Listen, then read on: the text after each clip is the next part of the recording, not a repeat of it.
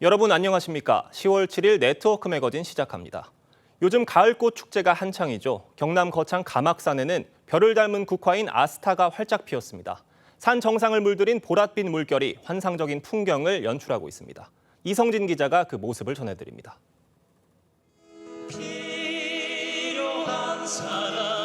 해발 952m 거창 가막산 정상 별바람 언덕입니다. 축구장 7개 5만 제곱미터 넓이의 보라색 아스타 국화가 만발했습니다. 높이 80m 거대한 풍력 발전기들과 어우러진 산상화원의 이국적인 풍경이 관람객들을 사로잡습니다. 사진으로는 봤었는데 막상 와서 보니까 진짜 완전 절경이고 진짜 와보기 잘했다는 생각이 듭니다.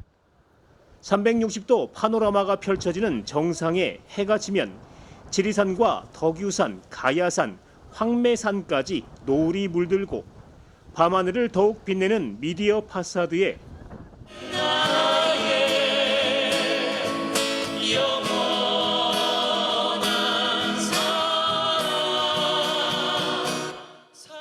바람에 실려오는 가수들의 선율은 가을에 낭만을 더합니다.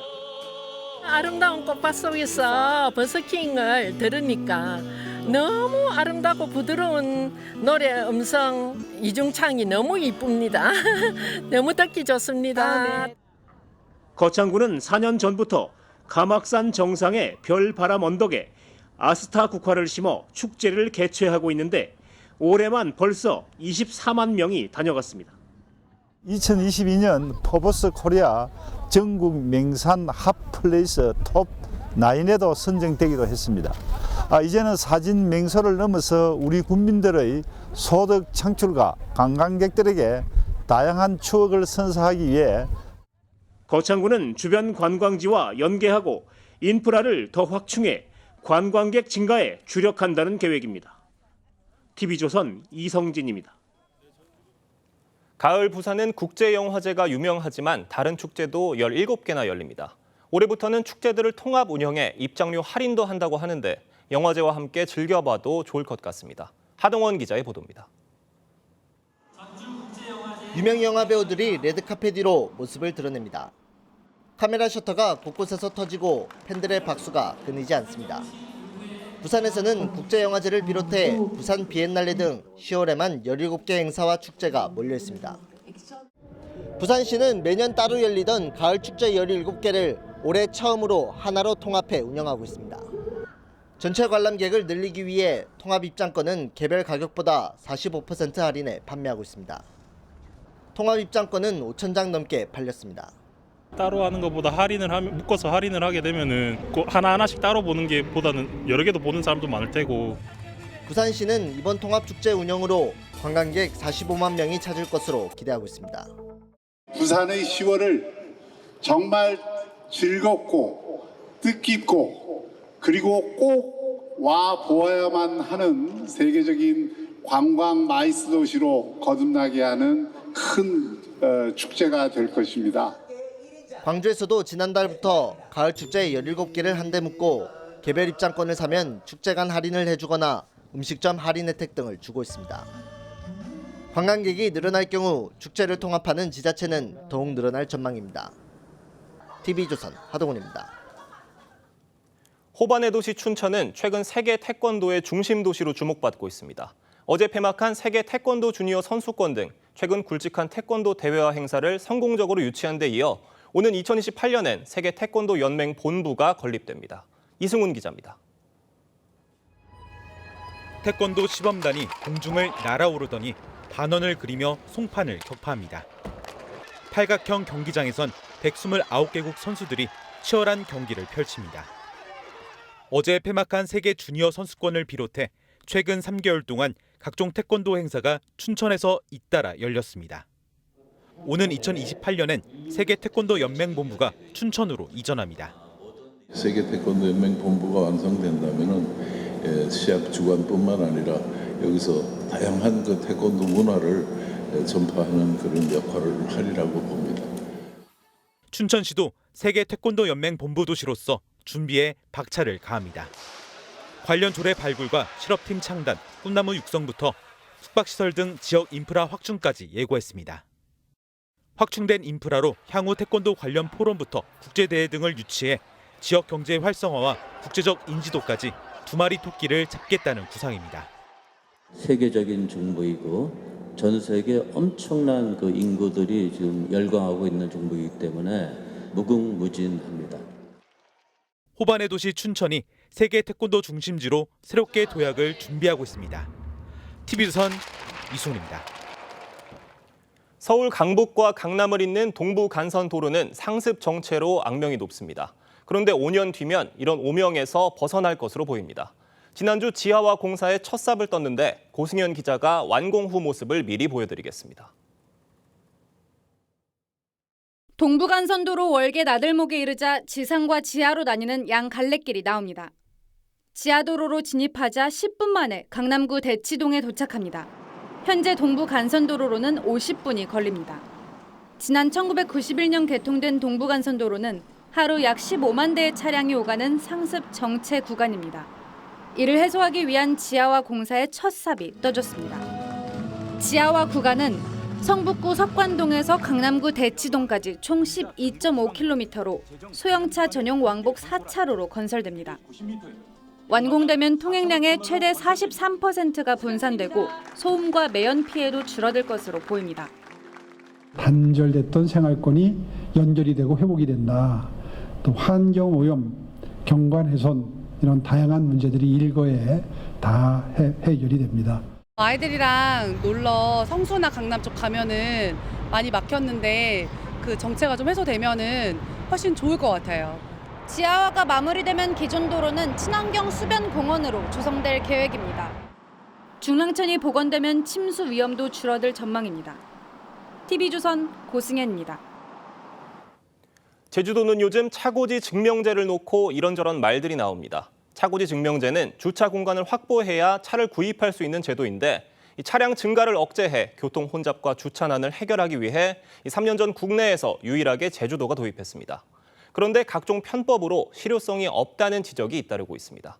김태준 기자가 취재했습니다. 제주도에 사는 박모 씨. 가족 4명이 출근하는 아침 시간만 되면 세 대의 차를 누가 쓸지를 놓고 은근히 신경전을 벌인다고 합니다. 차량 한 대를 더 구입하면 해결될 일이지만 그러지 못하고 있습니다. 주차 공간을 구하지 못했기 때문입니다. 차 때문에 가족하고 마찰도 있고 불편한데요. 차고지 증명을 해야 해서 안 사자니까 가족하고 불화가 생기고 사자니까 그 주차비가 무섭습니다. 제주도는 주차난을 해소하기 위해 지난 2022년부터 제주도 전역에 차고지 증명제를 시행해 오고 있습니다. 주거지 주차 공간을 확보해야만 차를 구매할 수 있고 기존 차량 외에 차를 추가로 살 때도 차고지 역시 추가 확보해야 합니다. 제도 시행 3년째를 맞아 제주도가 주민 의견을 듣는 자리에선 각종 편법으로 실효성이 떨어진다는 지적들이 제기됐습니다. 12만 원, 5만 원, 최하 5만 원 이렇게 임대로 주고 있습니다. 차는 세우면 안 된다 그러고 팔아먹기식입니다. 이게 이런 정책이 어디서 나옵니까? 차고지 증명을 하게 되면 제일 문제되는 게 위장전입니다. 위장전입. 그러니까 범죄 우려가 제일 많은 게 위장전입 아닙니까? 제주도는 주민 의견을 종합해 올 연말까지 차고지 증명제 개선 방안을 내놓겠다고 밝혔습니다. TV조선 김태준입니다. 네트워크 초대석 순서입니다. 63만여 명이 살고 있는 인천 서구는 전국 자치구 중 2번째로 규모가 큰 도시입니다. 인천공항이 가깝고 고속도로와 지하철 등이 잘 갖춰져 있어 수도권 접근성이 좋은데요. 이런 강점을 활용해 국제 빙상장 유치에 나섰습니다. 강석 기자가 강범석 인천 서구청장을 만나 자세한 이야기 들어봤습니다. 청장님 안녕하세요. 안녕하세요. 대한체육회에서 태릉 국제 빙상장을 대체할 이 국제 빙상장 유치를 시작했습니다. 인천 서구도 전략적으로 공모에 나섰다고 하는데요. 유치 전략 설명해 주시죠. 서구 인구가 현재 64만 명에 가깝습니다. 그중에 6분의 1에 해당하는 10만 6천 명이 18세 미만의 아동입니다. 그리고 절반 정도가 39세 미만의 인구들이에요. 그래서 빙상의 꿈나무를 기른다든지 아니면 생활체육으로서의 빙상 종목에 참여할 사람을 찾으면 이 정도의 그 배후 자원을 갖고 있는 도시는 흔치 않습니다. 그리고 뭐 무엇보다도 해당 부지는 인천국제공항으로부터 그리고 김포국제공항으로부터 각각 15km, 16km 위치에 떨어져 있습니다. 정말 막히지 않는 시간이면 한 15분에서 20분, 막혀도 30분이면 충분히 접근 가능한 곳이기 때문에 앞으로 대한민국 빙상계가 국제적 수준으로 나아가기 위해서 국제대회나 다양한 행사를 유치하거나 시행할 때 아마 외국의 유수한 실력 있는 선수들이나 관객들이 참여하는데 굉장히 유리한 조건 아니겠나. 아마 이런 점들은 뭐 빙상 관계자들이나 여러 체육 관계자들도 이미 익히 알고 있는데 다른 요인만 없다면 바른 길로만 간다면 뭐 저희가 선정되는 데는 문제가 없지 않겠나 이렇게 저희들이 보고 있습니다. 현재 구청의 전담 공무원들의 그 숫자나 여러 가지 업무량으로 봐서는 그게 좀 어려워서 그거를 대신할 수 있는 재단을 통해서 복지 수요에 대한 현실 실태 조사도 하고 그에 맞춰서 보완할 수 있는 정책도 마련하고 또 거기 더해서 국가 예산이 아닌 다양한 그 복지 자원을 발굴하고 연계시키고 또 동시에 이제 일반 주민들의 나눔 정신을 좀 확산하는 이런 역할을 할 수 있는 일종의 복지 플랫폼으로 저희가 출범을 했습니다. 거기 더해서 이제 사실 앞으로 이제 복지 대상자들에 대한 복지도 중요하지만 그걸 수행하는 공무원이나 복지시설 관계자들, 그러니까 복지 종사자들의 그 처우나 복지 문제에 대해서 현재는 관심을 가져야 되는데 그런 실태 조사를 저희가 가장 먼저 시작을 했습니다. 그래서 그걸 통해서 복지 대상자들의 현황에 맞는 맞춤형 복지 정책, 그다음에 복지 업무에 종사하는 종사자들의 그 처우나 복지를 개선할 수 있는 방안들을 저희는 찾아내서 구청에서 할 수 있는 일을 좀 저희가 해보려고 합니다. 인천 서구에 예술의 전당이 있을 필요는 없고 뭐 세종문화회관 같은 그런 수준의 공연을 필요로 하지도 않는다고 봅니다. 대신 저희는 그 주민들에게 좀 다양한 형태의 문화예술 향유 기회를 좀 제공할 필요는 있는데 사실 더 중요한 게 그냥 던져주듯이 뭔가를 줬다 그래서 그걸 다 즐기는 건 아니거든요. 그거를 사실은 그 소화할 수 있고 자기 것으로 만드는 데는 문화예술도 약간의 훈련이나 교육이나 경험이 좀 필요한 건데 그래서 사실은 우리 이 일반 성인들에 대해서는 다양한 형태의 뭐 클래식부터 대중가요까지 그다음에 뭐 음악에서 뭐 무용이나 전시까지 다양한 형태의 문화예술 향유 기회를 늘려주는 것도 필요하고 특히 우리 아이들을 중심으로 해서는 아이들에게 문화예술 교육을 좀 학교와는 다른 것들도 좀 해서 다양한 체험을 통해서 이 아이들이 한 번이라도 그런 거를 뭐 그림을 한번 보거나 음악을 듣고 이 음악이 뭔지를 설명을 듣거나 그리고 자기가 참여해서 연주에 참여하거나 어쨌든 어떤 방식이든 참여했을 때 나중에 성인이 됐을 때 그런 기억을 가지고 좀 더 풍부한 삶의 질을 누릴 수 있지 않겠나 이런 식으로 해서 우리 아이들을 위한 문화예술 교육을 좀 진행하려고 합니다. 제 인구의 절반 정도가 39세 미만입니다. 그중에는 고민이 많은 청년들이 있죠. 취업을 위한 청년들에게는 사실은 자격증 취득에 필요한 응시료도 부담이 됩니다. 그 해마다 한 3-4천 명 정도 되는 청년들에게 그 자격증 취득을 위한 응시료 지원을 하고 있고요. 뭐 면접에 필요한 복장을 지원한다든지 그 취업 알선 상담 서비스를 한다든지 이런 식으로 해서 취업과 학업에 고민의 청년들을 도우려고 하고 있고요. 사실은 문제는 이미 그 부모와 함께 자라지 못한 그 자립준비 청년, 정식으로 이제 뭐 보호종료 아동들인데 이들이 세상에 혼자 나왔을 때 그 두려움과 막막함에 대해서 도와줄 수 있는 어떤 멘토링 시스템 그리고 그들을 돌봐줄 수 있는 그 조언해 주신 사람들을 시스템으로 만들려고 하고 있고요.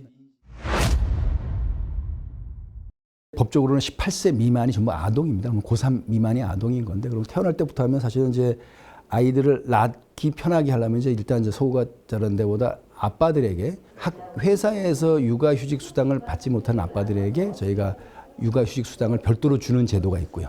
그다음에 이제 당연히 출산 장려금이나 지원금은 당연히 있고 그 아이들이 잘 키울 수 있도록 어린이집을 확충하는 문제. 현재 우리가 국공립 어린이집만 89개가 있고요. 전체적으로 한 400개가 있습니다. 근데 이제 장기적으로는 국공립 어린이집 숫자를 좀 확대를 하고 그다음에 민간이나 가정 어린이집의 서비스의 수준도 높이는 방법, 그다음에 그 다음 단계는 다 함께 돌봄 센터를 통해서 교육부에서 진행하는 돌봄 교실과 비슷한 역할을 구청에서 주관하는 그래서 초등학교에 다니는데 엄마 아빠가 일을 하는 아이들을 엄마 아빠가 퇴근하기 전까지 돌봐주는 그다음에 학교를 다니게 되는 경우는 그 아이들에게 그 인천시와 함께 18세 미만까지는 육아상을 전부 주게 돼 있는 거죠. 이걸 통해서 우리 아이들에게 그들의 생존권, 발달권, 참여권을 모두 보장받는 서구를 만들고자 노력하고 있습니다. 청장님 말씀 감사합니다. 네, 고맙습니다. 제42회 금산 세계 인삼축제가 오는 13일까지 열립니다.